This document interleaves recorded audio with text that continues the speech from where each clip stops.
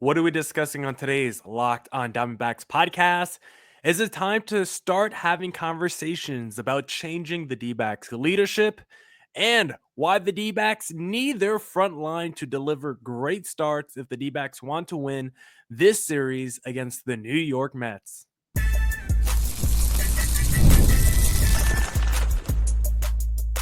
You are Locked on Diamondbacks, your daily Arizona Diamondbacks podcast, part of the Locked on Podcast Network, your team every day. Welcome into the Locked on Diamondbacks podcast, part of the Locked on Podcast Network, your team every day. You're listening to who? The always charismatic host of this podcast, Millard Thomas, multimedia journalist and graphic designer. So please go check out my website, millardthomas24.myportfolio.com. On there you can see all my latest work, from my packages to my articles to my photos and my graphic design. Of course, today's episode is brought to you by Game Time. Download the Game Time app, create an account, and use code LOCKEDONMLB for $20 off your first purchase. If you're watching this on YouTube, you're probably wondering, why do I have a costume on? I'm dressed up like Guy Fieri right now. I got the glasses, I got the shirt, I got the whole fit. I'm out of town for a little work outing right now. So the podcasts are going to be kind of inconsistent this week, coming out at weird times. I think you guys already saw I didn't do a Monday episode, or there will at least be one episode that I don't do this week. So just be on the lookout for your feeds. If you want to follow me on social media at CareerThomas24 for the personal account, Locked on Diamondbacks, both Twitter and Instagram. I'll keep you guys updated on there. Also follow me on YouTube, Locked on Diamondbacks on YouTube there. I've been going live Sunday through Thursday after D-backs games, but not this week since I'm out of town. I'm in Asheville and Charlotte, North Carolina this week. So the podcasts are going to be weird, not as reactionary as usual post D-backs games, but we're still going to pump out content for you, because on today's podcast, we're going to be discussing the D-backs leadership, why the front line needs to deliver in this series against the Mets, and with the offense struggling, why we need the bullpen to step up. So we got a jam-packed show for you guys always. So let's get right into it.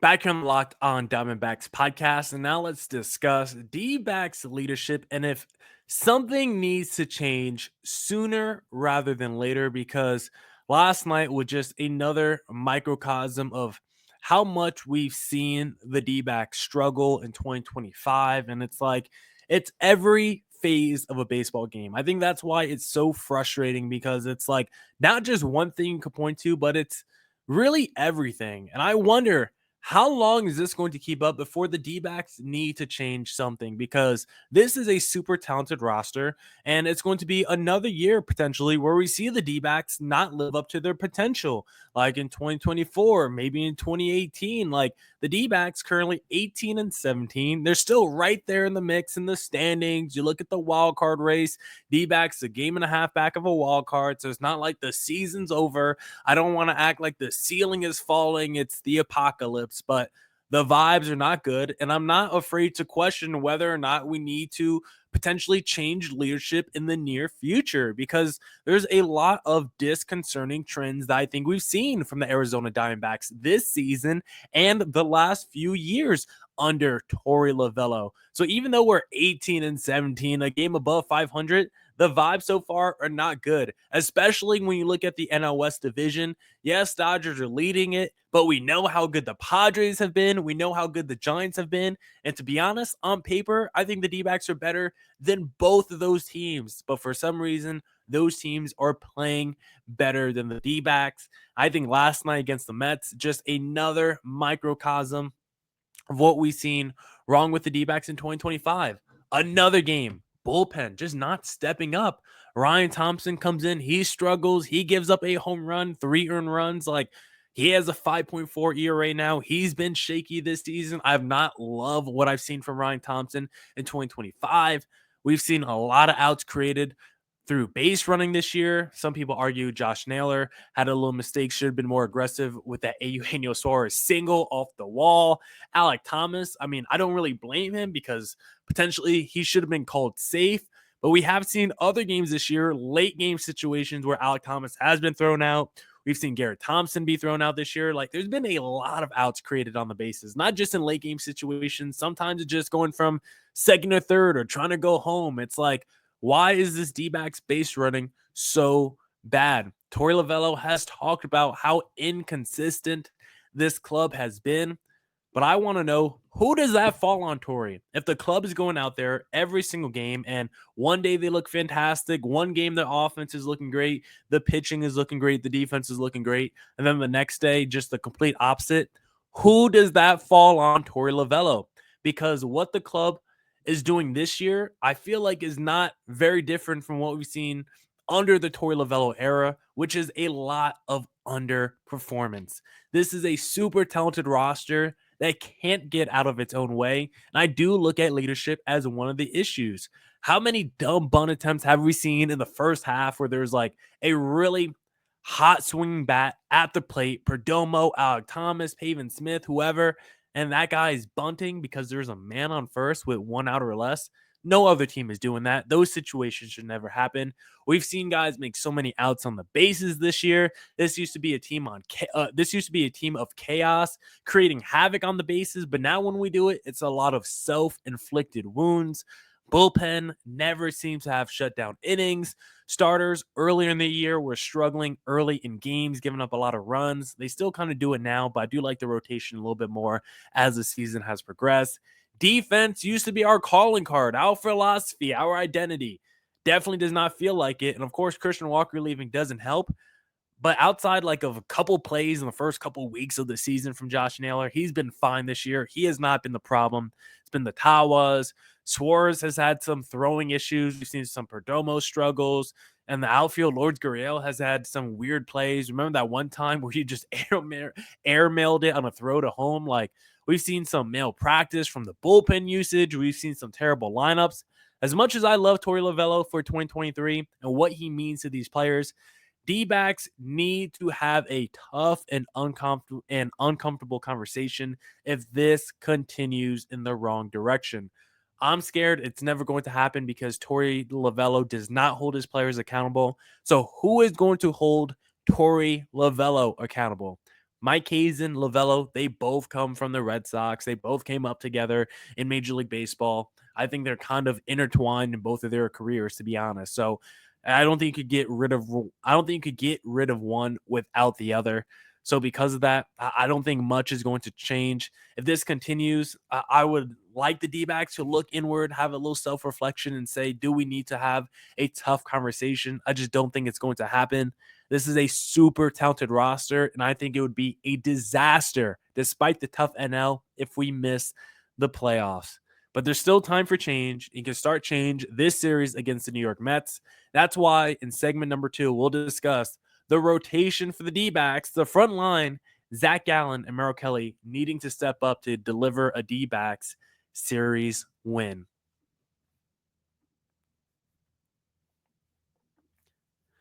Now I'll talk to you guys about Monarch Money.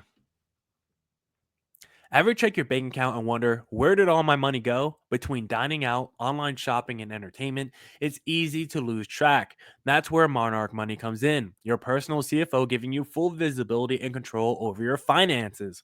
Monarch Money isn't just a budgeting app. It's a complete financial command center. You can track all your accounts, investments, and spending in one place. So you stop just managing your money and start building wealth. When I started using Monarch, I realized just how much I was spending on food delivery. Now I budget smarter and save more. No more frivolous DoorDash deliveries to my crib. I'm cooking a little bit more, and I gotta say, I'm bulking because of it. And I will give a quick shout out to another sponsor, Just Ingredients, for the protein powder, because I am bulking because of them.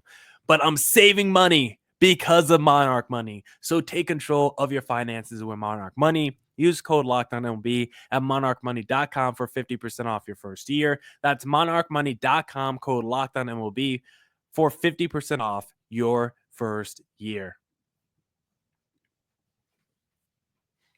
Back here on the Locked on Diamondbacks podcast, and now we'll discuss how we need an old school frontline delivery if the D-backs want to win this series, because we got Zack Gallen, Merrill Kelly, cleaning up the back half of this series. And of course, those two guys have been the mainstays in this D-backs rotation the last few years.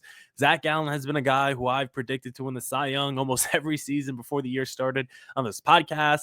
He's someone that I thought has been a super underrated number one starter in Major League Baseball, a true like Cy Young candidate the last few years, outside of this year, of course, but he's been right there flirting top 3, top 5 the last few seasons. Then Merrill Kelly, as I've always said, legitimately, I say Zack Gallen's underrated. Merrill Kelly's actually the definition of most underrated pitcher in baseball, because some people don't think he's a number 2. Some people don't even trust him as a frontline starter. Some people think he's a little shaky, overrated. No, Merrill Kelly is legitimate, as close as an ace you can be without being the number 1 starter for your rotation. If you told me Merrill Kelly is going to pitch 200 innings in a season, he's probably going to put up top 5 to top 10 Cy Young numbers. The issue is he will never get the votes because he does not get the respect he deserves in Major League Baseball.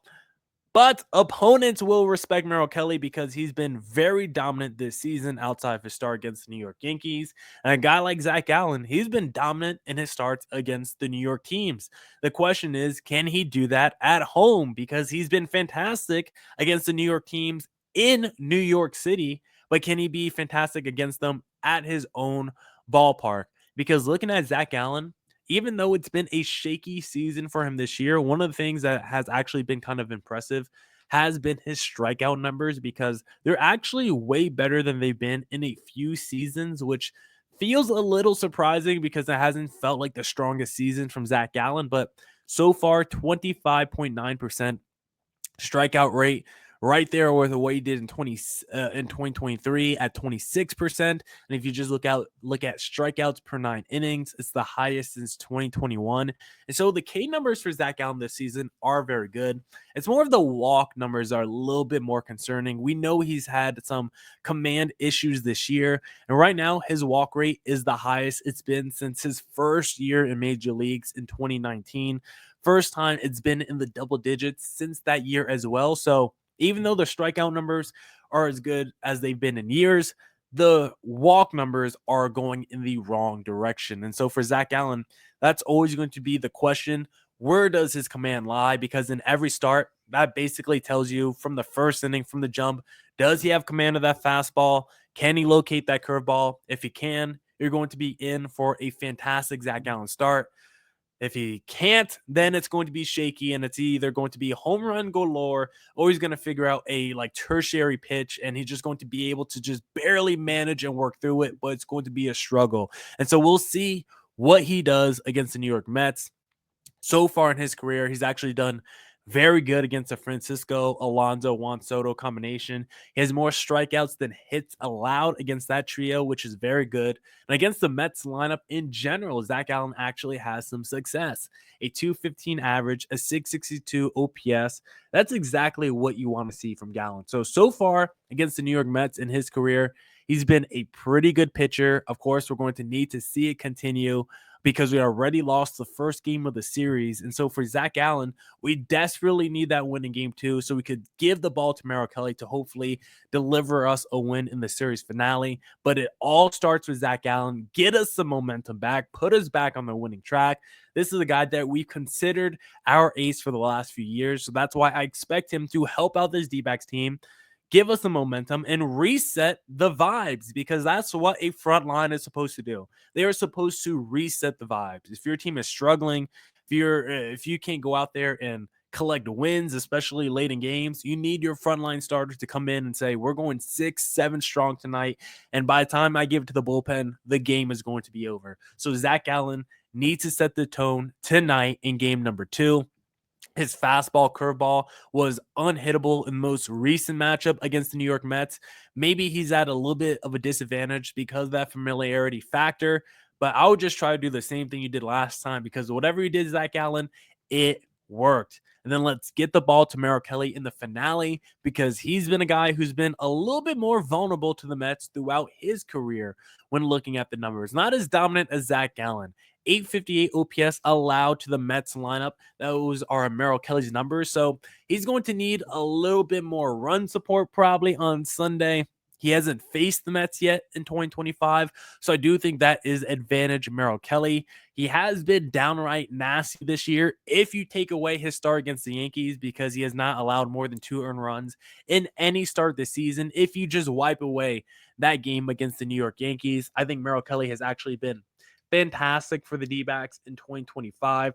Once again, just looking like an ageless wonder, because so many people that I've talked to who are D-backs fans actually thought Merrill Kelly was going to have like a subpar season or start to regress the mean. But I'm like, because he hasn't pitched a ton on the major league level, came in 2019, he still feels like a fresh and younger pitcher than most, despite his age. And so far in 2025, outside the four seamer, the numbers are really good on his pitches. It's really just the fastball you have to watch out for against the Mets.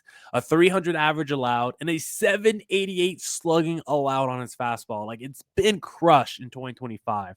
And even the expected stats, a 654 slug expected on his fastball, not good. The changeup has been dominant for him.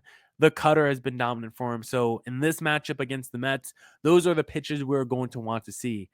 But it's not like the fastball, like even last year when looking at his fastball stats, not great. 540 slugging allowed on the fastball last year. Merrill Kelly's changeup is always the pitch that's been the most dominant for him, his go-to pitch throughout his career to put opposing batters away. And so that's the pitch we're going to need to see against the New York Mets. That's the pitch against Lindor, Alonso. If you could locate that down and away in the strike zone to these batters, the New York Mets, we know this offense is fantastic. We know one swing of the bat from so many of these players can just change the momentum of a game.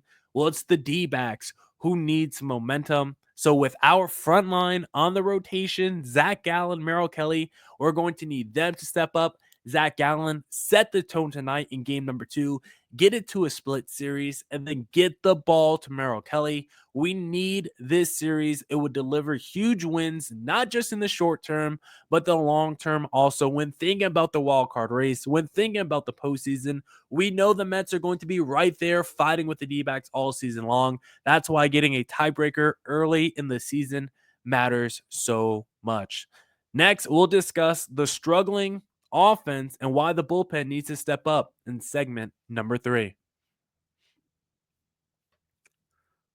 But first, I want to talk to you guys. Let's see. I want to talk to you guys about game time. Let me put my little ad read on, because there's nothing better than catching an MLB game live. The crack of the bat, the roar of the crowd, and the smell of ballpark food.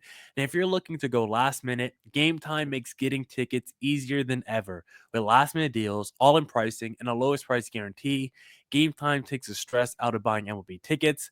Plus, tickets drop as game time gets closer, meaning you can score an incredible deal.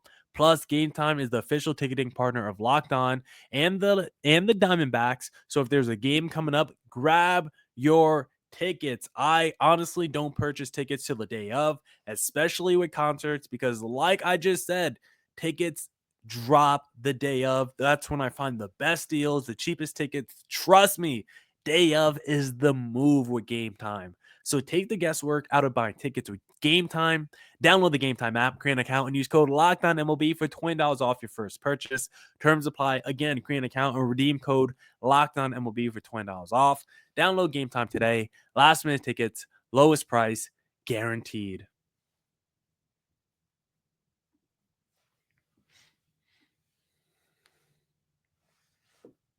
Back here on the Locked On Diamondbacks podcast. And now let's talk about the struggling offense and why the bullpen for the D-backs needs to step up. Because this D-backs offense, you look at the last few weeks, I think I discussed on the podcast the other day about how they're scoring like only like just under 4 runs a game over like their last like 10 games or something like that. Before their most recent finale against the Philadelphia Phillies, they were scoring like 3.7 runs per game entering that finale against the Phillies over their last 9. And you look at the lineup and you look at the stats, and there's a lot of guys that are just starting to come back down to earth, which makes sense. A lot of these guys were having fantastic starts to the season, But if those guys start to come back to earth with the other guys still continuing to struggle, the offense all of a sudden starts to not perform like it should. Because you look at the D-backs lineup over the last 13 games, Geraldo Perdomo, he's actually doing very well, a 161 WRC plus. And then it goes to Eugenio Suarez, actually looks pretty well as also a 134 WRC plus. Perdomo during that time, a 304 average, 421 OBP, and a 522 slug. Love to see that. Eugenio has a 551 slug during that time, which is really all that matters, and only an 18.5% strikeout rate. Also incredible. But then after Perdomo and Suarez, the rest of the lineup starts to drop off a little bit. Even a guy like Corbin Carroll, over his last 13 games, 61 plate appearances, he has a 29.5% strikeout rate, a 4.9% walk rate. So those two have gone in completely opposite directions. The slug is still fantastic, 509, but average 228, OBP 279, WRC plus 112. Like the numbers are going the wrong direction. Pavin Smith carried this D-backs lineup the first 5 weeks of the season. Average now over his last 11 games, 38 plate appearances, only 143 average, a 286 slug, and a 31.6% strikeout rate. You cannot survive with that. WRC plus only 100. And then after that, it's a big drop off. Josh Naylor, 92 WRC plus. Alec Thomas, 85. Gabby, 74. Lord Gurriel, 83. All those guys during the time. Bad OBPs, bad slug. Maybe their average is fine. Like Alec Thomas, still bad in 297 over his last 11 games, but also 297 OBP and a 378 slug and an 85 WRC plus. Like, just not good enough. The offense has started to really come back down to earth, and it's mostly the lefties because they were carrying the lineup for so much. We need the righties to step up. We see Eugenio Suarez starting to get a little bit going. Lourdes Gurriel feels like he's getting a little bit going. But for the most part, when we're talking about inconsistency in this D-backs team, there's a lot of inconsistency with this lineup. Thankfully, Ketel Marte is back. Hopefully, he should help. But up and down, even though the D-backs still have games where they put up big runs, we have not seen a ton of almost every guy in the lineup has a hit or those big innings where you see a whole bunch of runs scored. More like those Chicago Cub innings where you put up 10 runs total, right, in one inning. It feels like this offense has been so hit or miss the last few weeks, so inconsistent. One day the lineup looks great. The next day the lineup doesn't. I do think some of the lineup decisions have been an issue. I think it's starting to get better now. Even though the offense has struggled more recently, I do like the lineups a little bit better now. Splitting up the Suarez's and the Gurriels, I think, has been better. So we'll see if the offense can improve. But for me, it's not really about the offense. Despite the offense struggling and being inconsistent, I still have a lot of confidence in the offense. It ebbs and flows. I still think it's going to be one of the best by the time we get to August and September and the end of the season. I still think you're going to look up at the stats and say, D-backs still had a top 5 offense in the National League in Major League Baseball. Where I think the D-backs really need to get better is like what we saw last night, where it's a close game and there's just no confidence, no trust whatsoever with this D-backs bullpen. And I feel like that's the biggest issue right now that we see plaguing Arizona, because how many times recently has it been a close game where the D-backs bullpen just does not get those shutdown innings? If there's a starter leaving a game in the 6th inning and it's 1 run or 2 runs, do you actually believe in this D-backs bullpen to keep the game close, hold down the lead? God forbid that starter leaves with a runner on in the 6th inning. Best believe the starter's ERA is going to go up, because it never feels like the bullpen has that shutdown inning and sends the inherited runner to the bench. It feels like typically they send their inherited runner home. And over the last 3 weeks, I just feel like the bullpen is not doing its job. And obviously guys like J Mart, AJ Puck, they've been hurt. But even with that being said, I'm still sad because I like this bullpen. I still feel like it's talented. Still got Ginkle and Beeks and Ryan Thompson and Shelby Miller and Trey Jameson's, he's in the minor leagues. I still like him. There's still a lot of talented guys on this roster in this D-backs bullpen. Even with guys like Puck and J Mart out, I still think there's enough to go 7, 8, 9 and keep the game close and win a ball game. But that's been the issue for the D-backs. A lot of times over the last couple of weeks, actually, Torey Lovello has made the right decisions. We've seen him go Thompson, Biggs, or Thompson, Ginkle, Shelby Miller, 7, 8, 9, and one of those guys just seems to fall apart. You never get the clean 7, 8, 9. One of those innings, things go sideways for a reliever. It's seemingly every single night, and that's a problem for the D-backs because then they expect the offense, like last night, to have an 8th and 9th inning rally and come back and still deliver the win. Like, as much as we are the comeback kids and the answer backs, we need the bullpen to do its job as well. You can't expect the offense every single night to save you. We need our relievers to be better. We need our manager to put them in better situations. I think he's done that more over the last like 7, 8 games probably. But over the course of the season so far, Torey Lovullo has not done that. I know the offense will ebb and flow, but I'm not worried about that. It's more about making the right decision when it comes to the bullpen and those relievers actually stepping up and doing their job. Because when Torey Lovullo does make the right decision and then the guy gets blasted, I can't blame Torey Lovullo in those situations. I have to blame the reliever. And there's a lot of games over the last couple of weeks where I look at the relievers and I say, you did not do your job tonight. The bullpen's inability to string together shutdown innings scares me, and that has to change going forward if the D-backs want to start stacking up wins again and start building momentum in 2025. Now, that's it for this edition of the Locked On Diamondbacks podcast. Come back tomorrow for more Diamondbacks news coverage and insight. And as always, stay safe, stay healthy. Deuces.